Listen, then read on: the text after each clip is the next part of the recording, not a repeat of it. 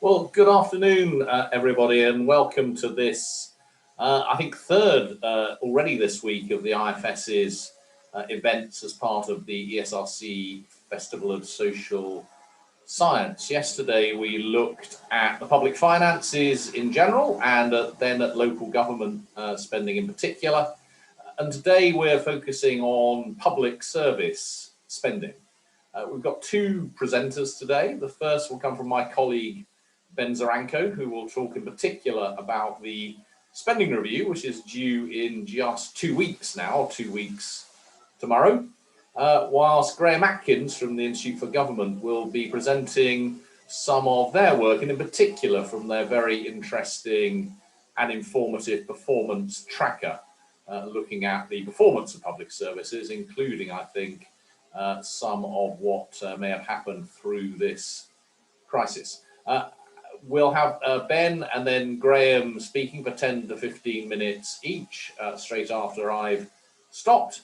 And then there'll be plenty of time for questions. You should all have access to the Slido app where you can put your questions and indeed vote for other people's questions if you're particularly keen on having them answered. So please do that.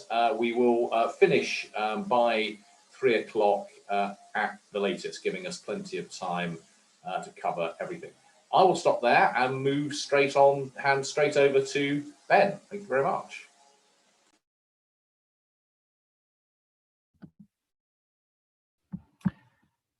Yes, I'm going to focus first on the forthcoming spending review, which will be held on the 25th of November, so just over 2 weeks' time.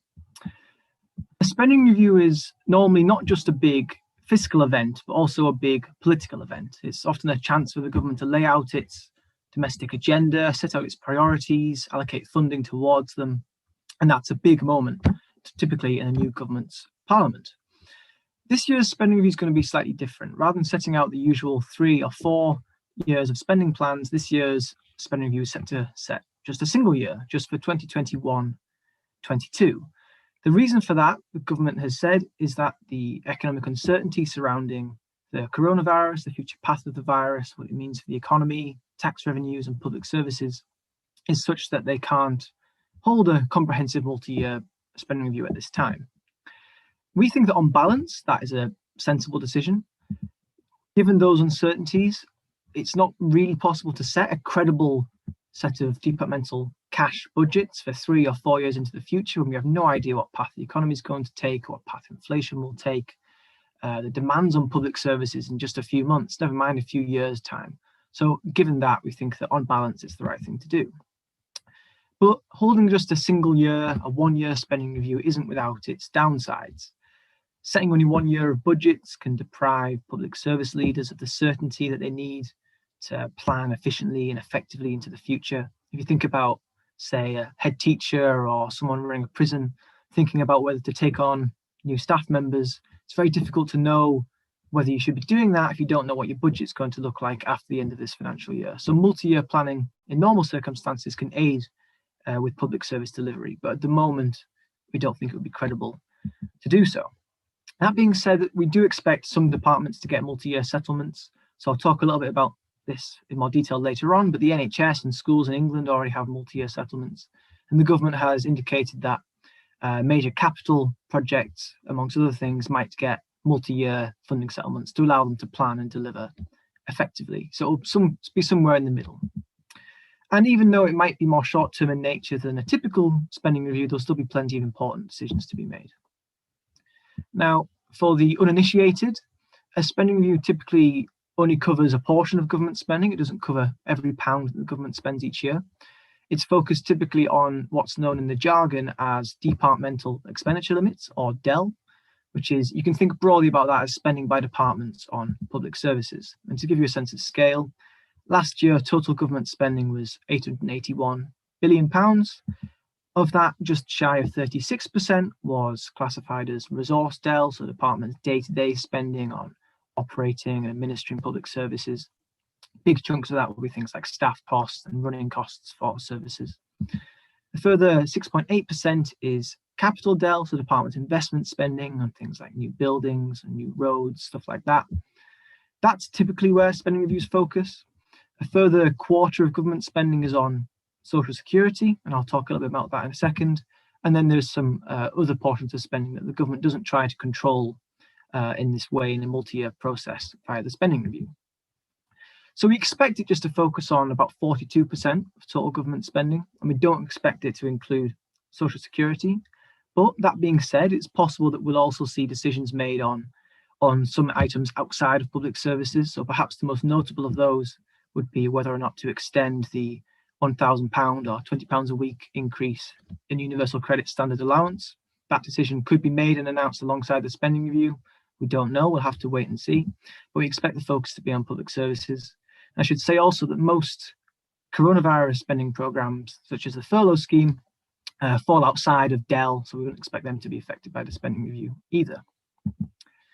Now, when we think about what we might expect the Chancellor to announce when he stands up in just over 2 weeks' time, a good starting point is what he planned back in March. So in the March budget, just before the UK entered lockdown, the Chancellor published an overall path for public spending that he was planning to stick to. And under those plans, day-to-day departmental spending would have increased at 2.8% per year above inflation over this spending review period. Now, for comparison, in the Labour Party's election manifesto last year, they were implying growth of almost 7% per year. So if John McDonnell was in number 11 Downing Street, we might be seeing a much more generous settlement for public services. And to put it in a bit more context, you can see that 2.8% per year would be moderately generous by recent standards, but kind of middle of the road if we look further back, and less generous than the settlements we saw in the 2000s under Tony Blair and Gordon Brown. So somewhere in the middle, no bonanza, but certainly not a return to deep cuts that we saw in the years after 2010. Importantly, that 2.8% wasn't spread evenly over the 3 years. So actually the first year of those three years of plans had 4.4% growth. So that's the year we expect to be covered by this spending review. And so we might see, if he was to stick to his March plans, something in that ballpark for day-to-day budgets. However, a lot has changed since March, to put it mildly, and those plans that he published in that budget are now obsolete. There's many reasons for that. A big one is just the huge amounts of spending that's been announced in response to the coronavirus to support public services through this extremely difficult period. Departments have been given more than 70 billion just for day-to-day public services. This doesn't include anything about support for businesses or for families. This is just for public services. NHS test and trace services alone have been given more than £12 billion. And even if the pandemic comes to a swift end with some miraculous vaccine, some services might need funding on an ongoing basis to enable them to catch up and get on top of some of the backlogs and disruptions that have been caused by the virus. And Graham will talk a bit more about that in a moment. As well as that, there's been a big change in the outlook for the economy, not just in terms of growth and tax revenues, but also just for inflation. So it's a relatively minor point in the grand scheme of things, but the fact that we now expect inflation to be lower next year means that sticking to the same cash spending plans as were in the March budget would mean greater real terms growth, because lower prices means that you can buy more with a given cash budget. So rather than 4.4% next year, as I showed you a moment ago, on current inflation forecast, that would look like more like 6.5%. But what that really hammers home is just that it's an extremely difficult time to be setting cash spending plans, and an even more difficult one to be setting fixed, credible plans 3 or 4 years into the future. So it's wise that the government isn't attempting to do so. Now that's day-to-day spending, but of course we also want to think about capital spending, investment spending. First of all, I want to look at departmental capital budgets. So this is things like spending by the NHS on new hospitals or on new schools or on new prisons, things like that. And you can see that the government's March plans on the right-hand side there were for 3.4% over a 4-year period, but with 12.5% in year one. So again, their plans were very front-loaded.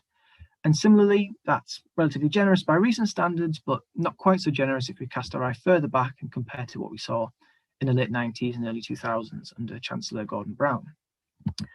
And we can look at government investment spending more broadly. So I'm going to show you here public sector net investment, which is a much broader measure, encompasses not just central government departments. So the green line there shows you the historic path in real terms after adjusting for inflation. You can see that it's gone up and down over time. And it's been increasing in recent years. And what you can see there is the government was already planning to increase it very sharply in the years to come. The government was already pre-pandemic planning to ramp up investment spending at quite a rapid rate. And some has been added and brought forward in response to the virus. But what the important context here is that the government is already promising big on investment and infrastructure and so on. And we can only expect that to be even more so now in where we are now. So what do we already know about what's going to be in the Chancellor's announcement in 2 weeks' time? First of all, as I hinted at earlier, is that some public services already have funding settlements. There's not really much left to announce. NHS England already has a day-to-day budget up to March 2024. Schools in England already have their spending set out up to March 2023. Those are two big chunks of public service spending. So together, they add up to more than half of the overall total. That means that the path for around half of public service spending has basically been more or less predetermined prior to the spending review. So there's actually some of the big decisions have already been taken, if you like. And those plans should be seen as a lower bound. We know from history that the NHS in particular always seems to get top-ups. It never seems to have its budget cut. It always seems to have its budget added to. And there's no reason why I would expect that to be different now. So we may well see a more generous settlement for the NHS than we were expecting a year ago, say. The government also has commitments on other things. So they're committed to hiring 20,000 new police officers, for example, in England and Wales. They remain committed to spending 2% of GDP on defence, and there's a big review of our defence capabilities and funding expected. And also the government, as it stands, is committed to spending 0.7% of GDP on overseas aid. We understand that's under review, but as it stands, that's something they're committed to. One thing that's worth saying is that because we expect the economy to be smaller this year, if you have a spending target couched in terms of percent of the economy, it's cheaper to achieve that in pounds terms. So they could spend less on aid and defence this year in pound sterling terms and still achieve their percent of GDP objective. And as I mentioned just before, the government also has big promises on investment and infrastructure that were already penciled in. So that raises the question, what should we be looking out for? Well, there's a couple of big things. The first of all is the overall generosity of spending plans, which is, perhaps the most obvious thing, but it's also perhaps the most important for what it means for public services. So the Chancellor's plans in March had 361 billion of resource del or day-to-day spending next year and 89 billion of capital del. So we should be looking to see how his announcements in 2 weeks' time compare to that. He may be more generous, he may be less generous. There are forces pushing in both directions. But one big thing that will be important, we'll have to get into the detail, is what that means for unprotected areas that aren't covered by existing commitments. So day-to-day spending outside of health was cut by 20% over the decade up to 2019-20, 25% if you look in per person terms. And if we have a sufficiently tight funding settlement in this spending review, some services like parts of local government, the justice system, perhaps further education and other services could be facing further cuts on top of the ones that they've had to face already. A related question is how the Chancellor deals with the exceptional amounts of coronavirus spending.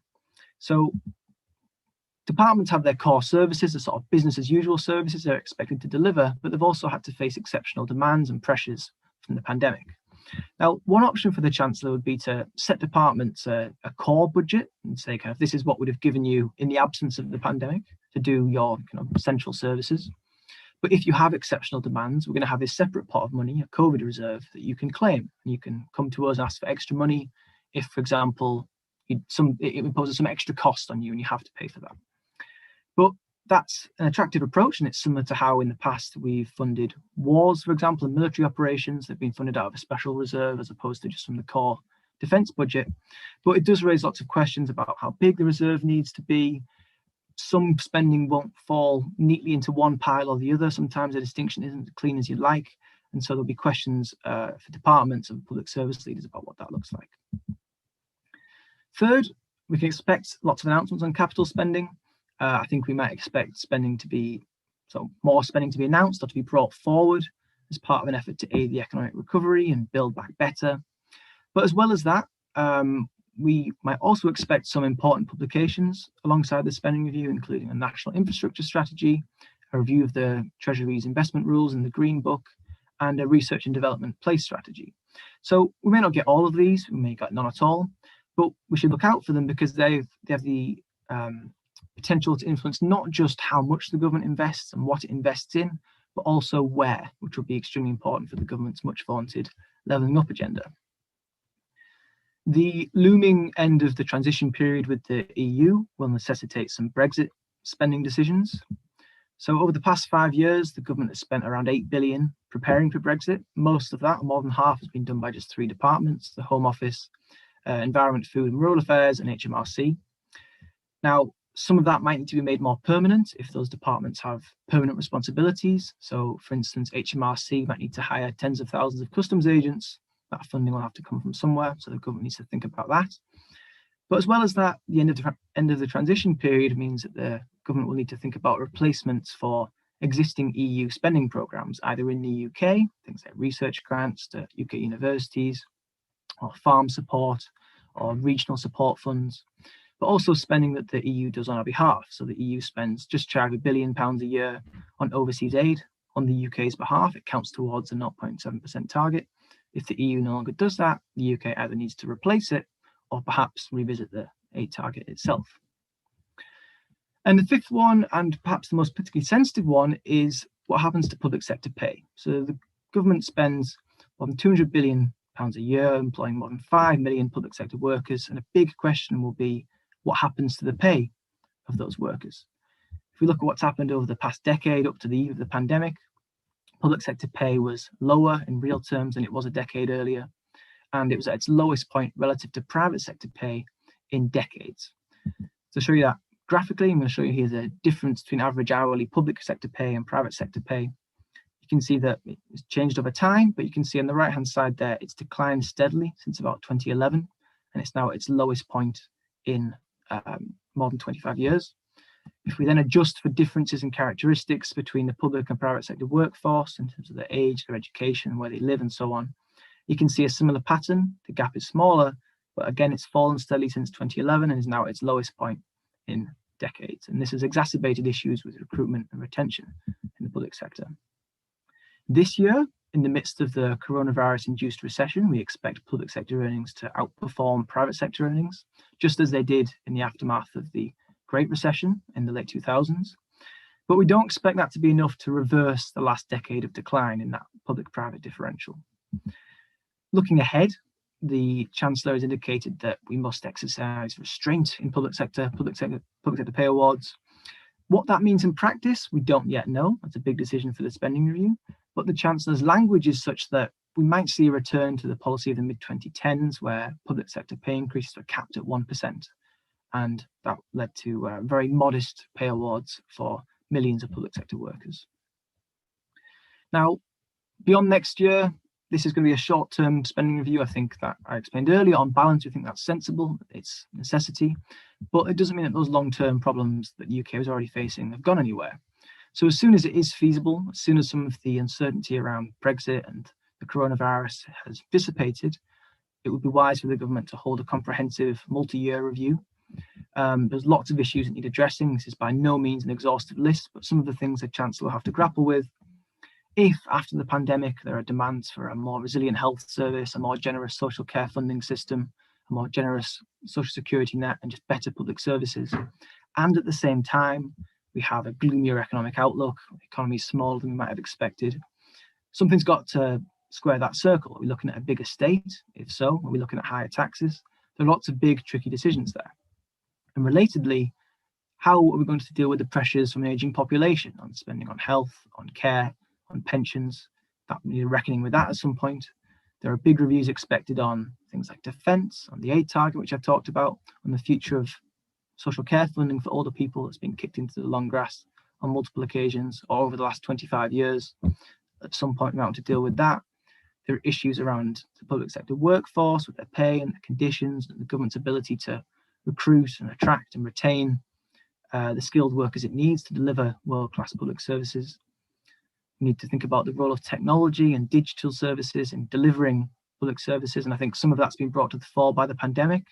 I think Graham will talk about that in a little bit more detail, but that's something we need to grapple with properly. Huge amounts of government action and potentially needed to help us get to net zero, and many other things as well. But there's just many long-term challenges that we don't want to delay too much and we'll have to grapple with at some point. So just to sum things up, the decision to have a one-year spending review is not costless, but I think in the circumstances is a sensible one. Even so, decisions over large chunks of spending, particularly schools and NHS in England, have already been made. That's more than half of day-to-day spending. The path's been largely set. But there are still some important choices that remain, and I think I'd point in particular to those around capital spending and around public sector pay, some important calls that need to be made that will have important consequences for public services. And then once the worst of the coronavirus pandemic is behind us, hopefully soon, there are lots of long-term issues that are in need of the Chancellor's attention. I'll stop there and I'll hand over to Graham. We'll talk a bit more about how public services have performed during the pandemic.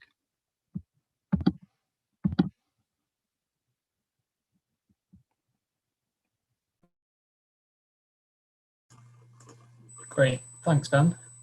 So as you mentioned in your presentation, 2020 has been an exceptionally disruptive year for public services. And so in this year's performance tracker, which is a report that the Institute for Government puts together with CIPFA, we've been looking at precisely how disruptive that's been. And we've looked at the NHS, general practice, adult social care, schools and criminal courts. And so this afternoon, I'm just briefly going to run through what the scale of that disruption has been, what the consequences might be, and a couple of the other key changes that were made during the pandemic, and conclude with some thoughts about what that means for the spending review and for public services going forward. So to kind of get a scale of the disruption, the government has spent a lot more this year than it originally intended to. So we estimate that the government spent an additional £50 billion on public services in England, so that's not looking at Scotland, Northern Ireland, and Wales and the Barnett consequentials, just between the March budget and the end of July 2020. So that's about a 13% increase on the original budget for this year, or so the original departmental budgets for this year, or roughly speaking, about an extra £1 for each £7 the government was planning to spend anyway. That's pretty much unheard of in recent history. So if we have a look at exactly where that additional spending went, you can see the biggest single item is on health services. Roughly speaking, about half of that went on personal protective equipment, another £10 billion went on test and trace. And other than health, we can really see some of the other big notable items, transport, and that was money to compensate train operating companies for lost revenues, money to help councils support vulnerable people, and down at the bottom, some additional cash for schools to help pupils catch up with some of the learning they might have missed during the summer. And it's worth reiterating as well, this only covers March to the end of July. So the government has since announced more spending, and public services will probably have to spend more to restrict the spread of coronavirus for the winter. So that gives a scale of the disruption. But when we're thinking about how public services have been disrupted during the crisis, there are kind of four really important things. The first is quite straightforward. Public services have faced extra costs in order to make services kind of COVID compliant, and in some cases they've lost income as well. So if we look at one particularly stark example, personal protective equipment has obviously been essential in limiting the spread of the virus, and the government's had to spend a lot more on it. So these light blue bars on the chart, they represent how many items on average that the Department of Health distributed to NHS trusts, hospitals and other settings each month in 2019. Now, if we compare that to 2020, and that's now the dark blue bar on this chart, we can see they've distributed vastly more items in every category, really notably a lot more gloves and a lot more face masks. And so these and some other pressures will be recurrent, i.e. they will be will have to keep spending this money as long as the pandemic continues. And as authorities expect to spend over this financial year. So we can see that adult social care is the single largest item. There are also some other big spending pressures, notably in children's social care and housing.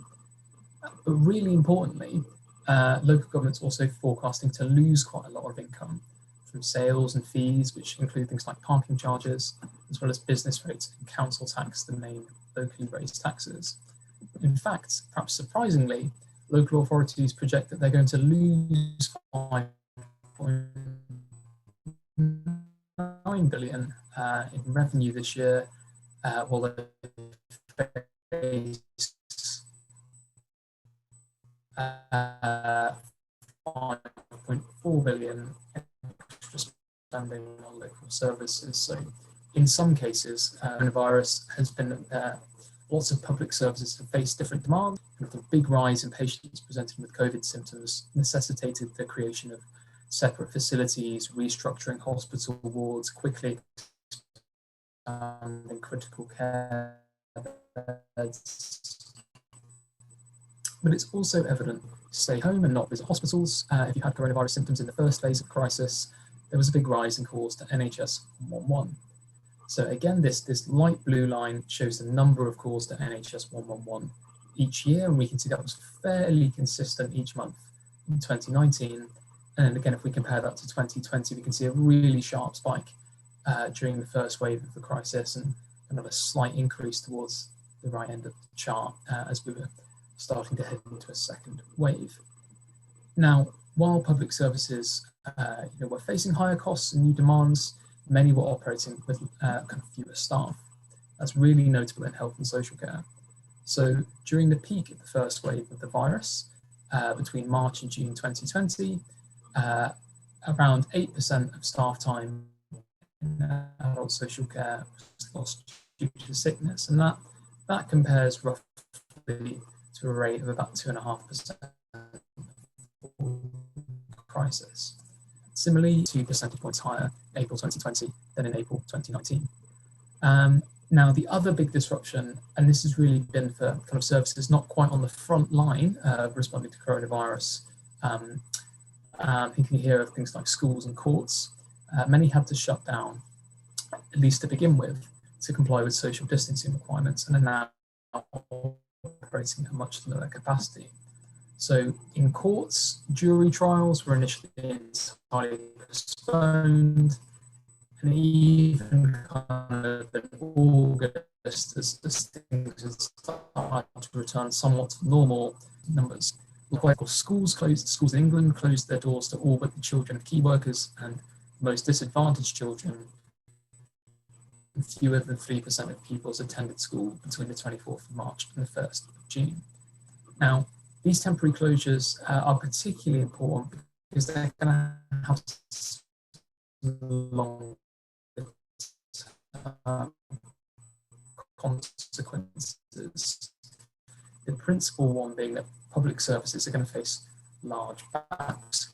So children have public service promises that it made in the 2019. Really stark example, if we look at the number of patients waiting longer than a year for elective treatment, that's where a GP has referred someone as requiring treatment to a hospital. We can see that was really ticking down over the last decade and then at a fairly stable low level since around 2013. But since the pandemic, it's grown almost at an incredibly rapid rate, and now more than 100,000 people have been waiting longer than a year for hospital treatment. Now, intriguingly, if we look at the number of people waiting for elective surgeries, the story seems a bit more positive, and you can kind of see just the impact of the pandemic at the end of the chart there, and there's a slight fall in the number of people waiting. But that's really because GP referrals to hospitals have been so much lower than usual, and in fact, we've actually seen a slight rise again in the number of people waiting for elective surgery, and we should expect that to increase quite rapidly as normal services start to come back online. But it's not just in hospitals. In Crown Courts, the backlog has been quite large as well. So the number of cases waiting to be heard kind of fluctuated up and down over the last decade, but had started to increase a little bit. Cases waiting to be heard has increased about 18%, but actually in reality, we think the total number of cases waiting to be heard is actually at its highest ever level, and that's because many of the cases we're waiting for are jury trials, and those take a lot longer to be heard. But we estimate now that the criminal courts are waiting to hear about 56,000 cases, which puts them on course to have the biggest backlog in about 2 decades. Now, there are other kind of less observable backlogs as well. So in schools, we know that children have missed out on hundreds of hours of education it's very difficult to precisely quantify just how much learning has been lost. But we know kind of from studies both inside and outside the UK that school closures tend to lead to some learning loss amongst children, and in particular that it tends to be the most disadvantaged children that lose the most learning because they have least access to resources to learn at home. Likewise, there's probably been a slight rise in unmet need in adult social care, and by that I mean people who would need and would normally be eligible for state-funded care but who aren't receiving it. So we know that there's been a fall in use of care homes. Care home occupancy rates have fallen quite a bit. We think home care usage has probably fallen too, although it's more difficult to measure. Whether that fall has led to an increase in unmet need is hard to say.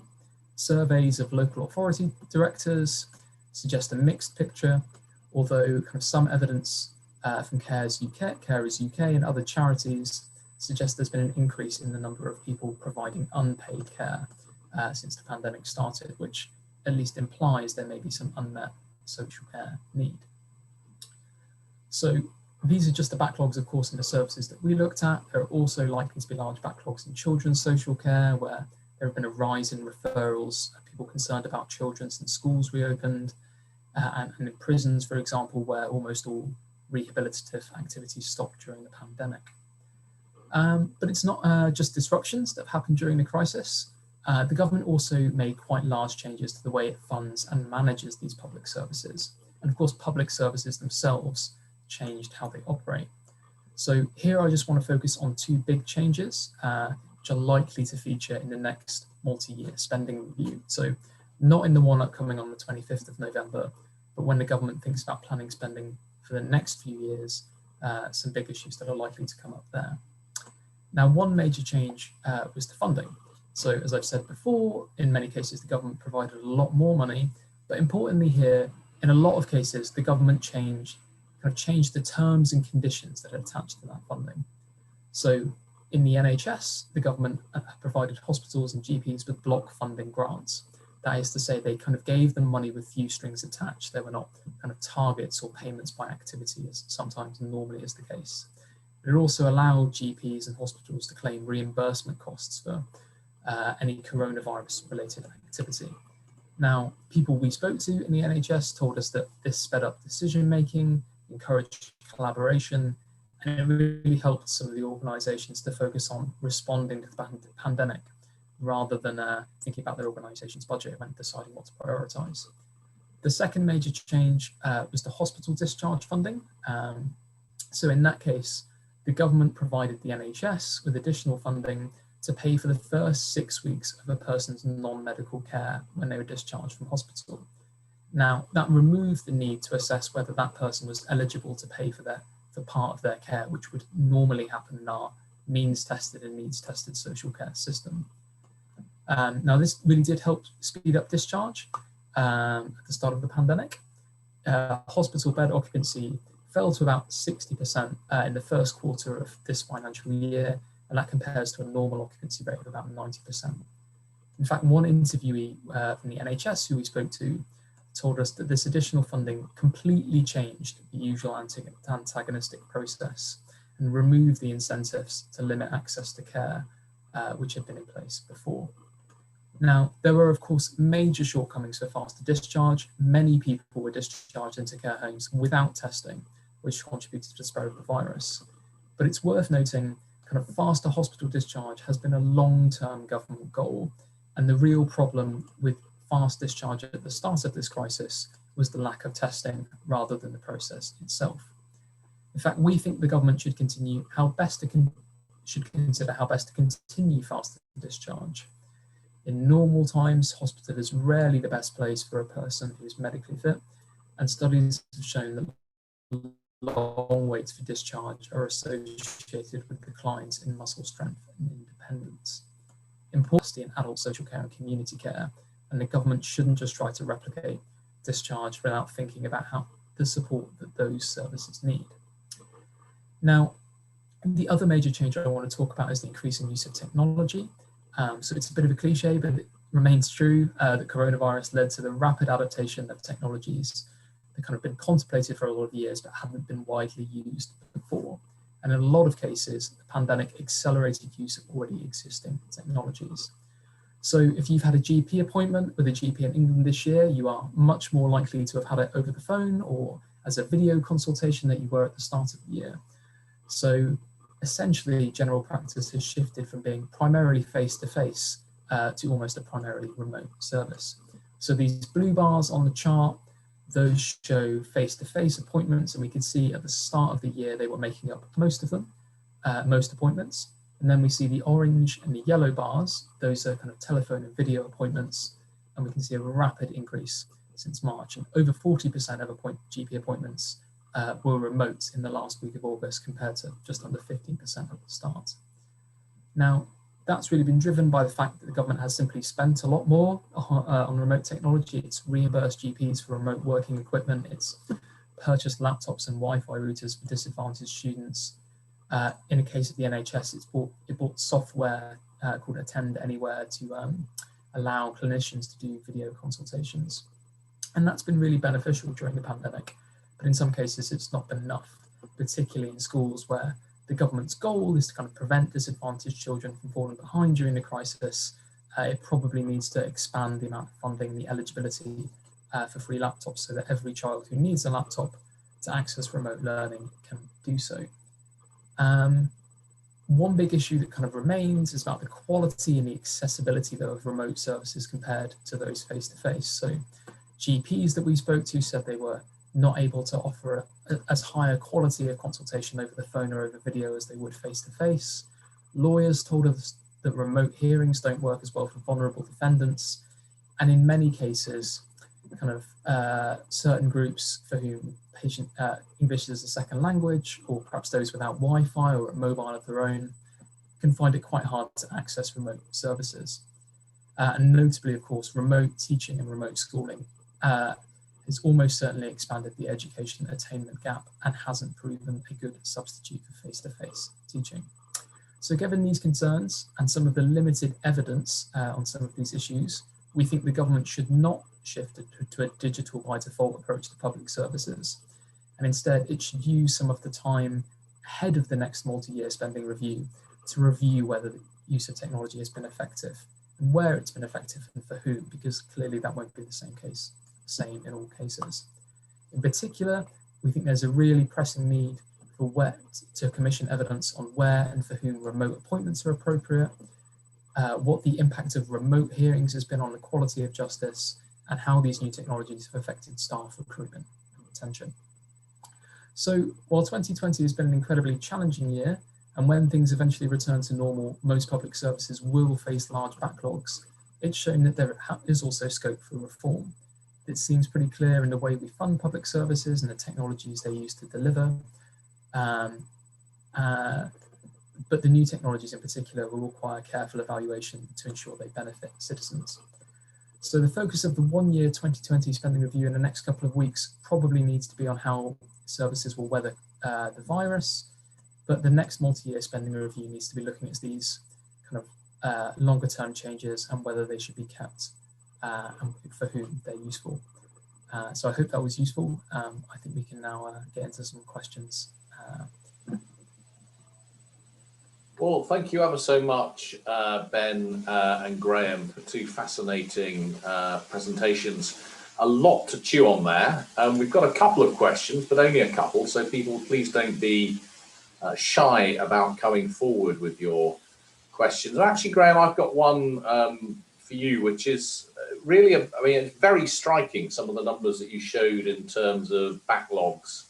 The build-up of demand in the NHS and in the court service and so on. And what's your sense of the capacity of those services to deal with those backlogs, and how quickly might we get back to something close to normal? I mean, do we have enough staff and doctors and nurses, let alone the amount of money that's available, or courtrooms?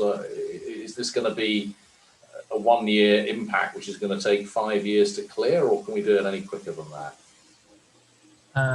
I think it probably will take quite a long time to clear. I think you've hit the nail on the head which is the problem in most cases, is staff resources rather than just the cash available to do it.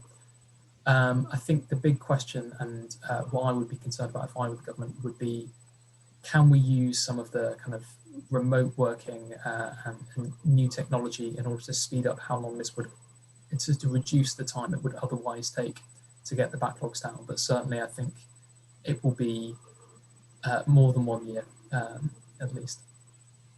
I suppose, Ben, that for some of those services, the certainty of a 3 or multi-year spending review might be quite useful in the context of a known demand and backlog over that period, despite your and indeed our general sense that 1 year might make sense at this point. Yeah, absolutely. I mean, the advantages of a multi-year review are greatest when it comes to things that don't fit neatly into one financial year when you're planning, whether that's a big new investment in a piece of equipment or whether it's in taking on a member of staff. And if the challenges around getting through the backlog are workforce related, you would think that perhaps a 1 year review might inhibit their ability to take on the staff needed to get through that list. But it's a trade-off, right? And kind of, as I said, there are downsides to having the 1 year review, and that lack of certainty is one of them. But I think that on balance, I think that they're outweighed by the potential costs from doing so and setting a set of cash spending limits that are supposed to be fixed. Nobody believes they're going to be fixed. They don't serve the purpose they're intended for and have to be revisited in a year's time anyway. I think it's better to avoid that and kind of revisit it in 2021 when hopefully things are a bit clearer.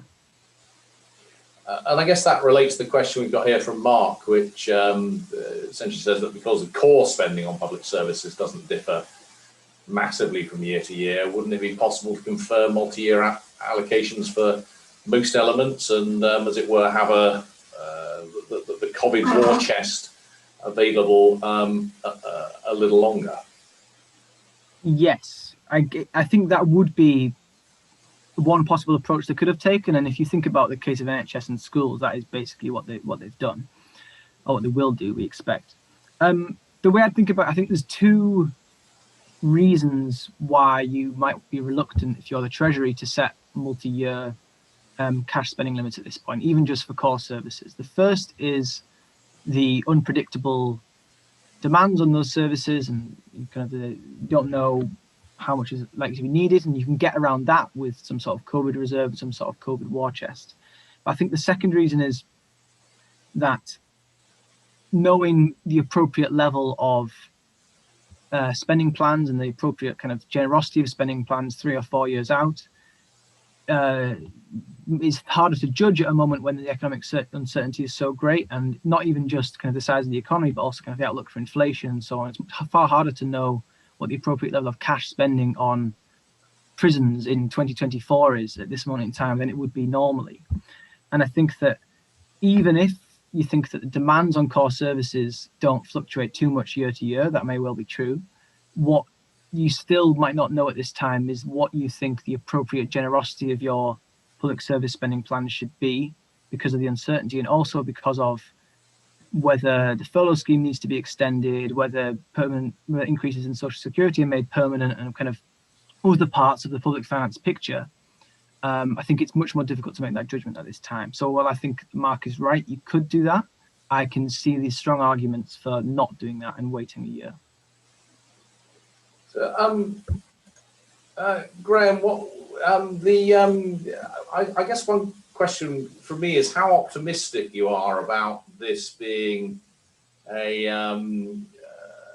moment which in some public services at least will lead unintentionally, as it were, to a genuine change in delivery and in productivity. I mean, I think you were implying that we may just have learned several years worth of technological change very quickly, and that this crisis may end up making things, once we've settled down, turn out to be a positive impact on productivity. Are you quite optimistic about that? Yeah, absolutely. I mean, I think in some cases, clearly a lot of these technologies are well established, and this crisis just led to a rapid uptake in them. So, again, if you actually go back to that chart and GPs that I showed, you probably would have noticed that most of the remote appointments were over the phone. The phone is obviously not a new and novel technology, but there is, a lot of scope to expand some of this stuff. I think where it's often difficult to, embed changes in, really fundamental changes in the way services work, is when kind of, sometimes people can get kind of stuck in their old ways. And I think one of the really critical things the government will need to do is to establish just where these services are appropriate. So clearly, remote consultations can be very helpful for some people who are kind of time poor, don't have to wait or go to a physical location at a particular time, but also they can miss a lot for people who perhaps have long-term conditions, for doctors who might pick up on specific social cues that you just can't over the phone or over video. So I think building the evidence base on where and for whom use of new technology and other ways of delivering services works is going to be really critical to get buy-in, both from users and the people delivering the services as well.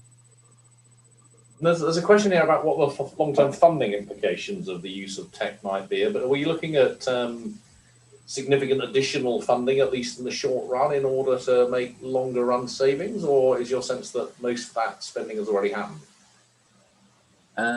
I think in most cases with new technology, it generally tends to be seen as an investment. You put some money into a capital budget, and in the longer term, it saves you some revenue costs further down. I would be a bit skeptical about that for two reasons. One is that in a lot of cases, we know that these investments, they might improve the quality of the service, but they might also drive up demand for it. So in the case of GPs, you might be able to undertake more consultations if you do more remotely, because they can be a bit quicker, but you might find that more people might start asking for them if they find GPs to be more accessible. So I think whether that leads to ongoing savings is a bit questionable. The second is that some of the ways we now pay for technology are kind of no longer as an upfront investment, but as kind of a permanent running cost. So if I was thinking about, for example, the software that the NHS uses to do remote appointments, it's actually an ongoing revenue cost rather than a one-off investment. So I'm unsure what the longer term spending implications would be, but I wouldn't bank on it saving money. I think past governments have gone wrong when they've assumed that fundamental changes will save them money. That's interesting. I didn't look at your CV, Graham. You spoke very much as I would in terms of having worked in the Treasury. That I think there is clearly the danger, as you say, the danger or the positive impact from most people's perspective, the danger from Treasury's perspective, that if you make things more available, more people will make use of them. So actually, as a means of saving money and resource, we continually find that that doesn't work, and certainly the Treasury view will be the only way of reducing spending is to make less money available rather than to make things more efficient, because if you make them more efficient, more people will make use of them. That's just to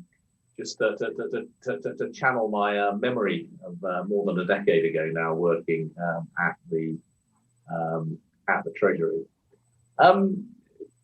There's a question here about the UK Shared Prosperity Fund, which if I recall, is am I right, Ben? That's the replacement for the European Union regional funding. Do we have any views about how that might be, how that should be allocated? Yeah, so the first thing to say is that it's a reasonably chunky budget. The EU structural funds are somewhere between 1 and 2 billion a year on average. In the context of other UK regional spending programs, that's one of the biggest, or one of the bigger ones anyway. And if you want all the detail, two colleagues of ours at the IFS have published on this before. David Phillips and Alex Davenport have got a paper on the design of a future UK Shared Prosperity Fund. A few points that I'd make here.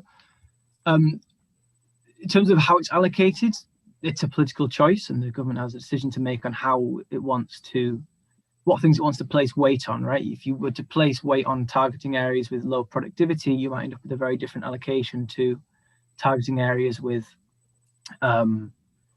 low levels of employment, or low levels of pay, or low levels of education. You might end up with different allocation across the country. I think the most important thing is that it's done transparently and openly, and in a kind of, you could combine these things into some sort of measure. It's important that the government is transparent in how it's doing so. The current EU allocation mechanism has some unfortunate cliff edges built into it, and such that some areas that are just on the right side of the line get lots of money. Cornwall, for example, some areas just on the wrong side of the line get much less. So there would be scope for us to correct that. I would say that the recent approach to allocating money via the Towns Fund was broadly sensible. They weighed up places on all sorts of different metrics, placed weight on different things, but there was a weighting placed on how well it lined up with broader political objectives, and that's led to allegations of political interference. And so I think that there's scope for this to be allocated in whatever way the government sees fit, but it should be transparent however it decides to do so. And finally, there are lots of different UK regional spending programmes that are done at different levels of geography, over different time frames, with different targeted areas. And what that can mean is that it's a bit confusing. It means that local authorities or local areas, whatever level of geography it's at, might have to duplicate effort for funding bids and so on. And there's definitely scope for it to be rationalised and combined, and that could be done under the umbrella of a UK shared prosperity fund. It could incorporate some of these existing programmes. So there's lots to unpick, and it's a big decision to be made. I don't think we may see some of it at the spending review. It might have been kicked into next year, but that is going to be a big part of the government's levelling up agenda, I think, to keep an eye on. And I guess one of the issues for the government in terms of, if this does get kicked into next year, if they're serious about the levelling up agenda. I mean, we're already a year into this parliament. We know that levelling up takes a long time. If there's anything you think that there will be big announcements on, and at least some form of longer term plan, it would be in the levelling up area, because the scale of ambition appears to be inconsistent at the moment with the scale of policy. I think that's right. I think that the government indicated that kind of the major investment projects might get multi-year funding allocations, and to the extent that we see a focus on, transport spending in the Midlands and the North, or on trying to boost R&D, you may see some sort of multi-year settlement there. I don't think it's going to be the case across the board. I certainly wouldn't expect a multi-year settlement for local government, for instance. I mean, the local governments are going to play a big role in a levelling up agenda. Funding for councils beyond next year, I think, will remain uncertain. So I think we might see some element of multi-year funding for levelling up. I doubt it will be the case across the board. And you're right, Paul, that at the moment, the scale of policy doesn't quite match the scale of rhetoric, but we may see a change in that front. Graham, one of the things that's always been striking about your performance tracker in past years has been focus on prisons, which you said a little bit less about this time round. Is there any more up-to-date data on how things are going on prisons at the moment? Yeah, well, this is a good chance actually to share what is in some cases a remarkably good news story in prisons. So at the start of this crisis, actually, as you mentioned, kind of before, prisons had been on a pretty downward spiral since about 2013. There had been rising levels of self-harm, bad behaviour, assaults on staff and assaults on other prisoners. At the start of the pandemic, in order to kind of contain the spread of the virus amongst a potentially clinically vulnerable and tightly enclosed set of people, the government chose to implement very, very restrictive containment measures in prisons. So for the most part, prisoners weren't allowed out of their cells. Lots of other activities were stopped. Obviously, that was very damaging to their mental health and for a lot of other reasons, but that did contain the spread of the virus, and actually it contained it much more than Public Health England were initially expecting. And now we are getting some data back, which unsurprisingly suggests that assaults have gone down a lot, principally because you can't assault other people when you are in your own cell. But also really intriguingly, in a story that I don't think anyone's been able to answer yet, is that self-harm rates, which were high and rising in prisons, actually fell during the crisis, which is unusual and probably deserving of more study. Well, it is interesting you say, sort of probably not what you'd expect if you're locking people up even more hours a day without social interaction. You might have expected the reverse. So it'd be extremely interesting to see what the consequences of that might be. You talked also a bit about the about education, and we know from some of the work that we've done at IFS that there's clearly been an unequal impact on school pupils in terms of how much education those from different backgrounds and those at different schools have got. How much do we now know about how far back, what the impact has been on attainment, or are we going to have to wait a little longer before we get a really clear sense of that? We are going to have to wait a bit longer. If we look outside the UK, we've started to get some data from kind of standardized assessments in some other countries, which give a sense of the scale of the learning loss. I think you were right to point out at the start, like the one thing we do know really consistently, no matter what country we look at or what survey we do, is that it has a very unequal impact closing schools. But if we look at, for example, the Netherlands, interestingly, the Dutch school system had kind of standardized tests just before and just after the lockdown. They had an 8-week lockdown during the spring. And we saw basically that on average, pupils lost about a fifth of a year's worth of learning during that time. The interesting question that we're not quite sure on yet is how much of that is kind of relatively temporary. So how much of that will kind of pupils be able to catch up quite quickly once they get back to school, and how much is permanent.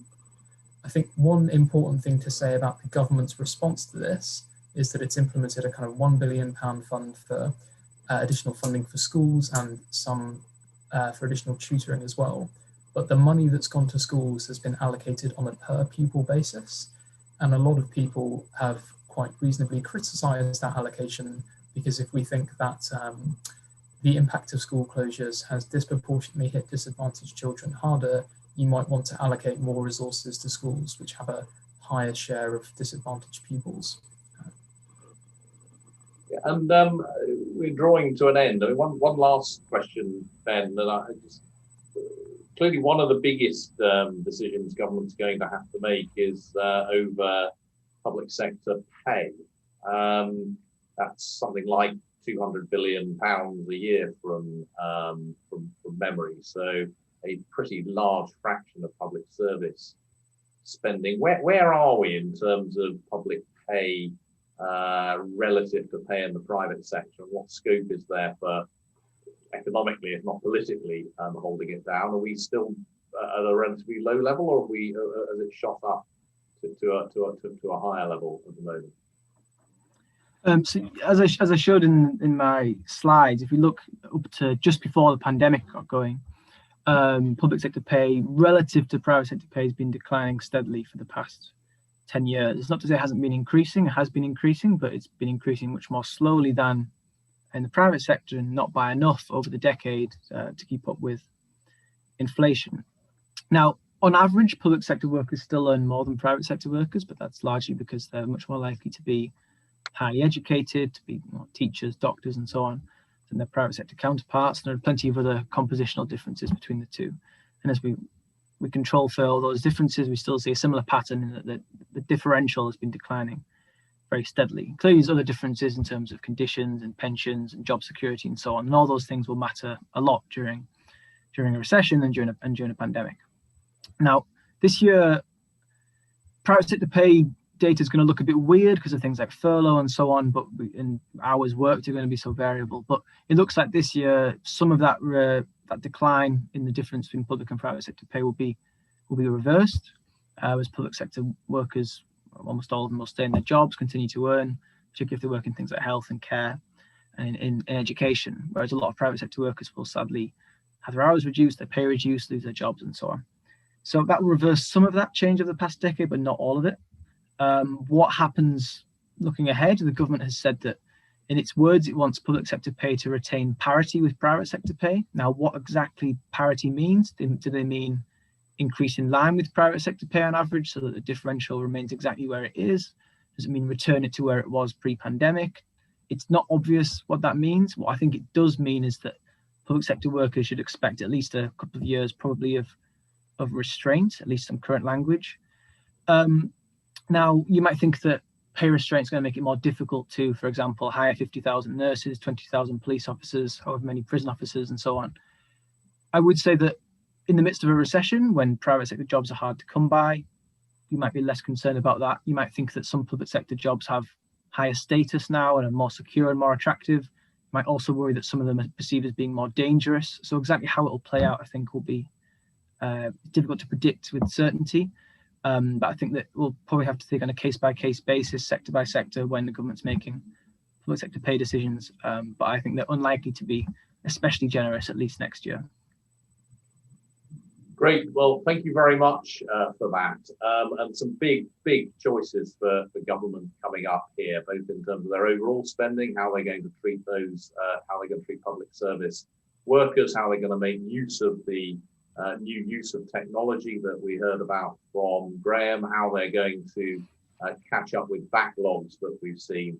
I think in a different way from the impact of the last great recession, the financial crisis, we're going to see the impact of this one on public services for some time to come, and both the IFS and the IFG will be following that. So do follow our work as we do that. But thank you all very much indeed for tuning in today, and we have several more of these events through this Social Science Week. So do continue to tune in. Thank you very much.